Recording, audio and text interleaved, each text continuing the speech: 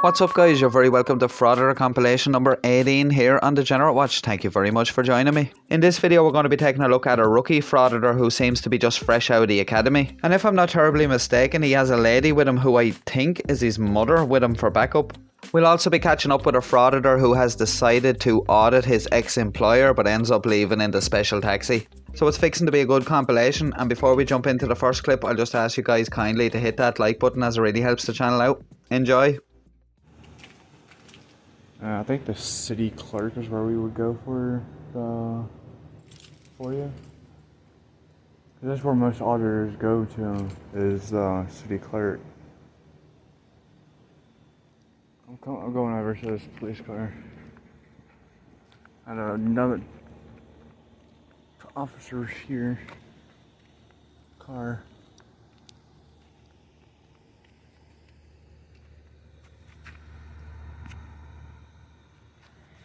I ain't never seen that before. His laptop ain't there. His laptop ain't there. Huh? His laptop ain't there. Probably took it out. Hey, that's smart. I'm pretty sure the lady is the brains of the operation here. They could take the laptop inside for repairs. Maybe there's something wrong with it. It may need to be updated, or they might be downloading some information off of it.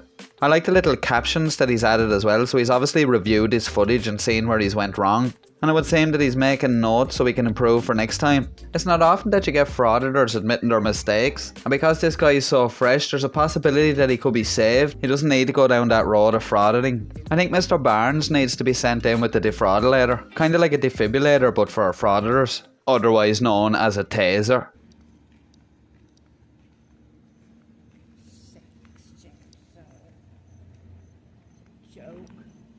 The lady commented that the safe exchange zone is a joke, obviously in her opinion. I had never heard of a safe exchange zone before, so I had to do a bit of googling, and I actually think it's a good idea. A safe exchange zone is designated by signs and will be well lit at all hours of the day. Here the public can trade legal items including internet sales or conduct child custody exchanges in a safe atmosphere promoted by a police protected and camera monitored environment.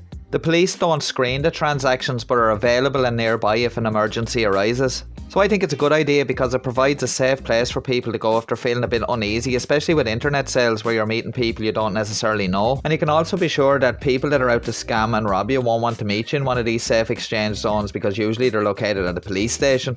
And also in the cases of the child custody exchanges, in case there's been instances of domestic violence in a relationship and somebody's feeling uneasy about meeting up to exchange the kids, it's a good place to do that. So I don't for one bit think it's stupid at all, and I'd actually like to see something like that here in Ireland. Let me know down below in the comments if you have one of these in your area and if you think it's a good idea.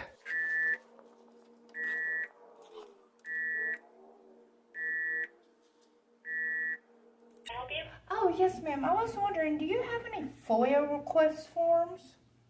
I am not sure. Let me ask to see who might have those or where you can find them, okay? Okay, thank you. Alright, I'll be right up to let you know. Okay, thank you.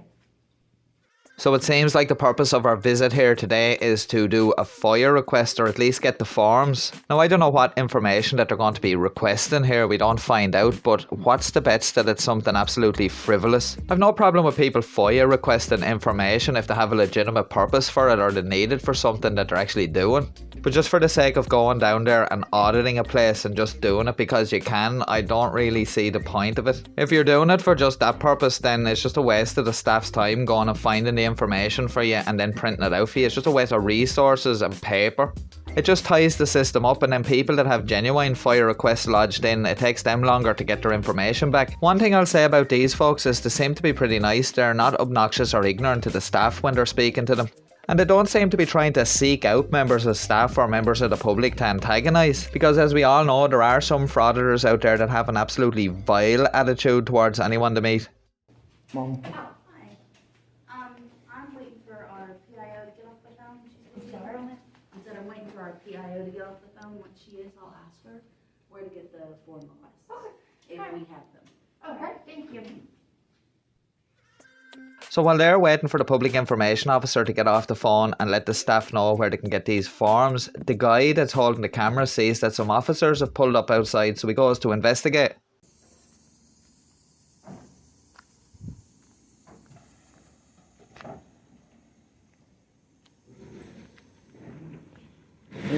the grill, that's all.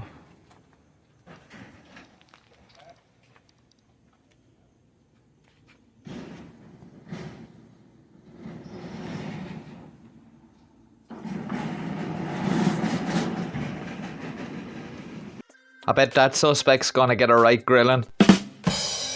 I'm sorry, I just can't resist these puns. This situation kinda reminds me of that clip out of The Simpsons. All right, get in there. You're going down. I want a piece of him. You think you're pretty hot, huh? Well, we got everything we need on you.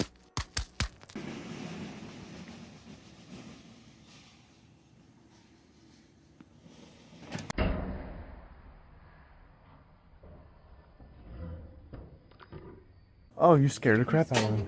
My bad. What are you doing? Doing a little story. Okay. Over here. That's all.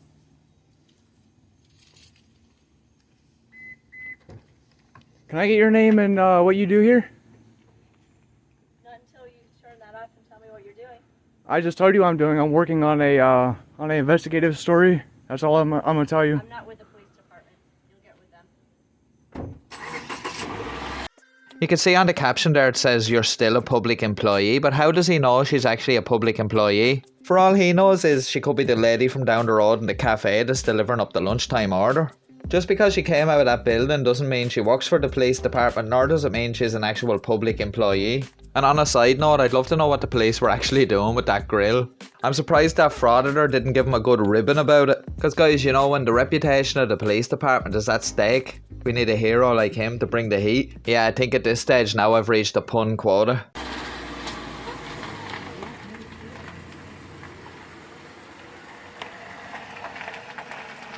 Oh, cocky.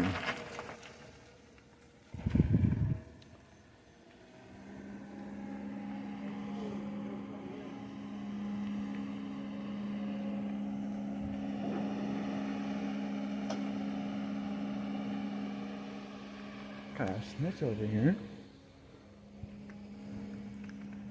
Now you can see from that caption that was just on screen there where I got the idea that this lady may be his mother. So he's going to head back inside now to inform her that they've been snitched on by that lady. Also, I found that that lady was pretty alright with the guy, like she just didn't answer his questions, which she was under no obligation to, but he seems to have branded her a Karen.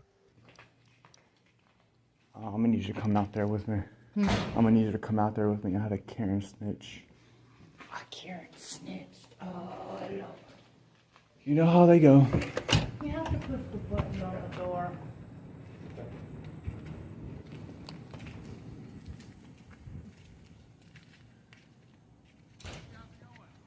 Good, how's it going? Can I get your name and badge number? I'm Officer Connor, Derek Connor, and my badge number is 249. What's up? How just seeing what you guys are doing? Just hanging out?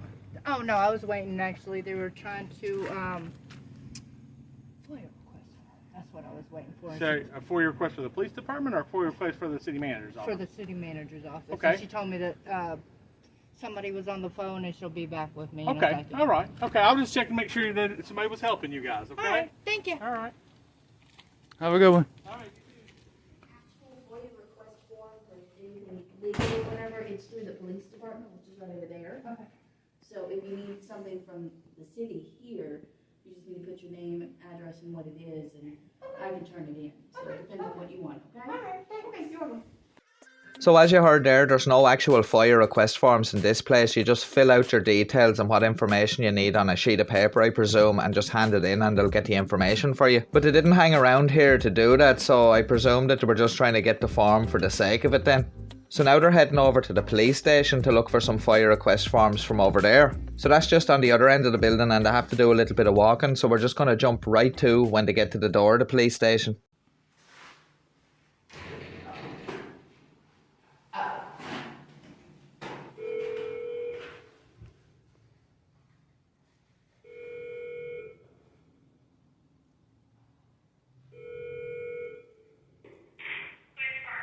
Oh, yes, ma'am. I was wondering, do you have any FOIA request forms?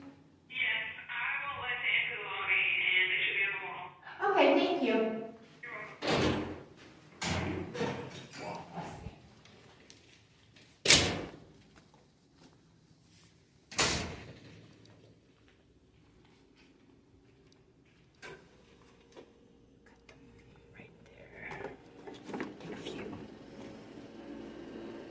we're definitely gonna need a few of those.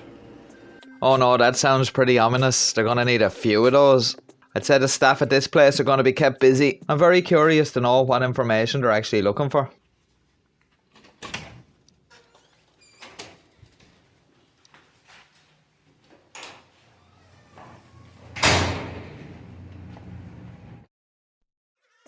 My analysis on this one here, well, I'll give them top marks because number one, we had minimal wasting of staff or police time. Nor did we have any members of the public who were just trying to go about their business being accosted and harassed. And like I mentioned earlier, these folks, unlike some people, seem to be a bit more polite and nicely mannered. But the fact that FOIA request forms were procured, I fear that there may be a barrage of those incoming towards the staff, so watch out. Also, I'm taking issue with the fact that she thought that safe exchange zones were stupid. As I mentioned earlier, I do think they're a good idea and they serve a valid purpose. When we actually sit back and think about it, what was the point of going down there and recording that whole interaction? It achieved absolutely zero. They probably went down there with the presumption that they were going to get a negative reaction off people. That's really the only reason why you'd be recording the whole interaction. But to be quite honest, the reason why I think there wasn't more of a stir around them being there was the fact that they weren't being as overt as most frauditors are. But as I said, they're only fresh on the frauditing scene, so it remains to be seen what way they're going to turn out. Next up, we're off to good old Tennessee, where a frauditor has decided to audit an ex-employer. We're heading to Aerojet Ordnance Tennessee Incorporated, which is a subsidiary of Aerojet Rocketdyne. They are an industry leader in the production of high-performance specialty metals and are the sole supplier of the M67 hand grenade body assemblies to the United States government since 2001. So let's take a look and see how he gets on. Why are you taking pictures? Working on a story. Who are we? Huh? Who is we? I didn't say we. Who's doing the story? Me. For what? For a story. They never actually have an answer to what the story's about, nor do we ever get to see what said story was. It's such a jaded script line at this stage, you'd think they'd pack that in. You're not supposed to be taking film or filming anything on site. You're carrying a weapon on federal property. That's just a step across the line. I'm not on federal property, sir. I'm on the right of way. I'm on a public easement. I'm not on federal property. Besides, it's not federal property. It's privately company with federal projects and government contracts. They're not a government company. They're a private company. His brain was sitting in standby mode there when he tried to get that line out. The security guard wasn't really having none of it. Once he realised this guy wasn't going to actually tell him what he was doing there, he decided to go off and ring the police. And that's where we're going to pick up next, just as the police arrive. We're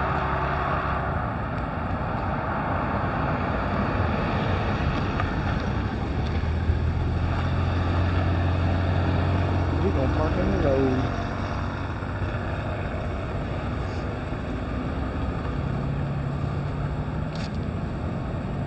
How's it going? Pretty good, y'all right? Pretty good. Do you know who owns this over here? Owns what? This right here?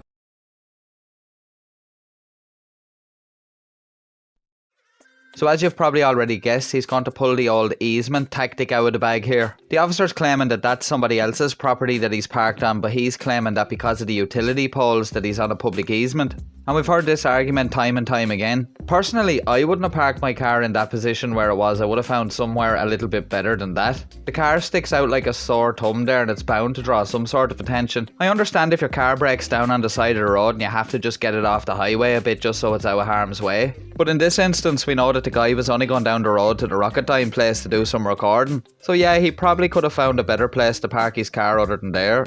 But this whole situation takes a very sharp turn in an unexpected direction now in a minute. This property, yeah. No, I don't have a clue, bud. I don't have a clue. Okay. Well, I don't need a lot of asking. I figured since you was parked there, you might know who it was. No, but I mean, that's the right of way and easement, so regardless, it's public property. Oh, it's right away? Well, yeah, every road has a right of way, right? In the public access easement? Well, yeah, but not that far off. I mean, it's usually if there's like a... Telephone poles is where it's always usually at. Telephone poles, it has to be. State can't put them any further or any closer. Well, yeah, I see what you're talking about. That's on State Route 34. Well, it don't. Well, it's still You're a parked public on Berry road. Ridge. Well, if you look, it's still, I ain't no Phone far pole. off than them phone poles are. Well, you're off the roadway, so we'll Yeah. just I mean, I can park closer to the road if you want me to. No, I don't want you to park on the road at Well, all. that's what I'm I want you saying. to find somewhere That's public. why I pulled off as to far go. as I could. Yeah. You know, without getting on anybody's property and still being in the easement. Yeah, yeah. Well, we just like to have you move because you're on somebody's property, and It's if you public don't have property, any, sir. it's not public property. It is too. It's a right of way, No. sir. There has to be. There's an It's easement. not. I mean, you How can I walk up the side of this road then? okay? You How you can I walk up the side Your of the car road? is about 15 feet off the roadway. 15 feet? Yeah. We ain't talking about this side of the car. You go by this side. You tell me that's 15 feet off the road? Yeah, your whole car. No, The sir. total. Yeah. I guarantee you I could drive straight up through there and go right on the other side of that telephone pole right there. Regardless whether he's in the right or the wrong here, it seems like just a pointless waste of time to be arguing over this. The only reason they parked their car a good bit away from where they're going to do recording is so they can't be identified by the licence plates. In this instance, the police have obviously arrived as he's returning to his vehicle, and this officer that's shown up is not one to have his time wasted. Okay. Telephone poles can't be You see a telephone pole on this side of the road? right there, buddy, on How that far away is driveway. Look at that driveway right Yeah. there. I could drive between that road and that pole right now. Could you? Yes, sir. Okay. Well, this isn't that pole. You Well, see? if you won't push it, we can. Okay. Well, let's just do it. Okay. Let's just push it. You got anything in your pockets? Put your hands on top of the car. You gonna arrest Yeah, me? I'm going to arrest you. Put your For hands what? on your back. All right, hold on. So of course, once again, nothing of value was achieved here. All he managed to do was end up getting himself arrested, and apparently he spent 9.5 to 10 hours waiting to be booked in. Booking in took about 35 minutes, and his daughter, son and bondsman spent about 4 hours waiting for him. So not only do you have a good half a day wasted for this guy, you also have two of his family members and a bondsman wasting 4 hours of their day waiting around for him. And for what? Absolutely nothing was achieved here except him getting arrested. He spent a couple of minutes down at Rocketdyne recording outside and got told off by the security guard, and that was about it until the police came. And he never mentioned anything about the car, whether it was towed away or anything, or whether they were allowed someone to come down and pick it up for him. But if it was towed, I suppose that would have been an extra cost on top of everything else. But of course, as you probably guessed, he's definitely going to go contest this in court and see what happens. Surely there's better things to be doing with your time than this. And even if he is after some sort of a payout, no amount of money is going to be able to buy your wasted time back. We're off to a crime scene in Hampshire in the south of England now. And rather than have some empathy and respect for the situation that's going on, this guy has decided to go down there and annoy the police who were just trying to do their job at the crime scene. And of course, as usual, this is all being done under the guise of public interest and journalism. I don't know which journalist this guy takes his inspiration from, but I've never seen any journalist show up at a crime scene where someone's died and start ranting and raving at the police officers. Oh, have they? That's what I've been told, yeah. But whether it's true or not, we'll find out, won't we? Only time's going to tell. But Yeah, well, I'm not going to tell you, so. I'm not asking you to tell me, am I? I'm just securing the scene in pictures so that can be put out to someone if it is of any interest to the public, of major significance. When he said there he was just securing the scene in pictures, I really thought he was going to start going on to the police that he was collecting evidence to try help them with the case. And what does he even mean by he's securing the scene? What does he think the police or other media are up to something? As if they're not going to report the facts to people and he's the one there to bring light on the whole situation. Like if it's something of significance, then of course it'll make the news and the police will probably release a statement later on about it. But there's really no need to be going down there and inserting yourself into matters in the fashion that this guy's doing it. Like, I really don't know what's wrong with some people and why they can't have a little bit of respect. Honestly, like, I know the police aren't going to disclose much details to him, but he'd find out a lot more information if he had a little bit of common courtesy and a little bit of respect. This guy claiming he's a member of the press is absolutely ridiculous. No member of the press will go down there and act that unprofessional, raising their voice at a crime scene where perhaps someone has died. He's really only there to see what sort of a reaction he'll get. Who are you talking to, sir?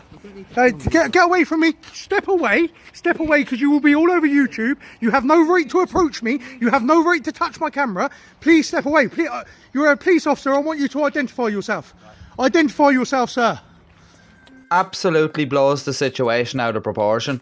Keeps telling him to step away, and then when he does step away, he starts stepping towards him. Makes sense. The second he got any sort of a reaction, he just started kicking off. These guys would do pretty well if they all got together and started an amateur dramatic society. You have an obligation to identify yourself. You calm down and speak to me. I'll speak to you. Well, the way you've just approached me, how do you expect me to stay calm when you're trying to grab my phone, I'll sir? speak to you. If you put that down, can I speak to you? I'll speak to you. I have no obligation to put it down, but I'm asking you to identify yourself. There's my ID, that's who I am. Yeah? So obviously... I'll speak to you. If you stop shouting and ranting over, you have a bit of feeling Well, about what may happen. the way that you've just approached me, sir, trying to grab my phone, do you expect me to stay calm? Just be quiet. Just be quiet. For 10 seconds, be quiet. A tragic incident has occurred. You filming doesn't really help things, does it? I'm in the public's interest. Right. Obviously, if you don't want me recording there, this cordon should be placed further up. Just think about how you're acting, right? Have a bit of sympathy, have a bit of empathy, but just think about what you're doing and how you're acting. But I'm asking Put you. yourself in the position, right? A bit of respect. Mate, I'm a member of the press. Listen, just saying. Public place. If you don't like when people approach you, make the cordon bigger.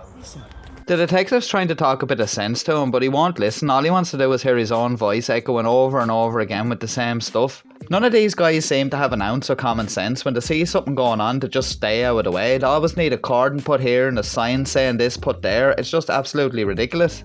It's mad how most of these guys don't like taking orders off the police, yet they're more than happy to take orders off an inanimate object like a sign or a cordon.